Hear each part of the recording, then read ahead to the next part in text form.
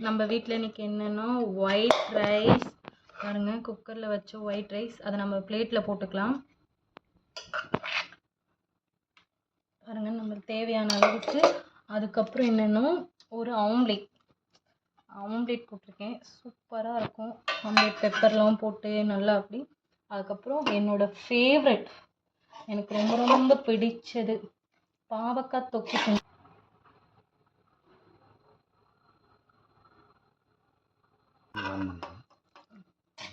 நம்ம செஞ்சு வச்சுருக்க என்னோடய ஃபேவரட். நம்ம குழம்பு செய்யல, நல்லா இருக்குது. அதோடு சேர்த்து நம்ம சாப்பிட்டோமா உண்மையாலுமே டேஸ்ட்டாக இருக்கும். அதோடு இந்த ஆம்லேட்டு கொஞ்சம் வச்சு சாப்பிட்டோமா இந்த தொக்கே போதும். புளி எதுவுமே போடலை, தக்காளிலே நல்லா எண்ணெய் நிறையா ஊற்றி செஞ்சுருக்கேன். சூப்பராக இருக்கும். எங்கள் வீட்டிலலாம் இப்படி தான் செய்வாங்க. கண்டிப்பாக நீங்களும் ட்ரை பண்ணி பாருங்கள். சூப்பராக இருக்கும். நல்லா பெரட்டி பார்த்திங்கன்னா பாருங்கள்,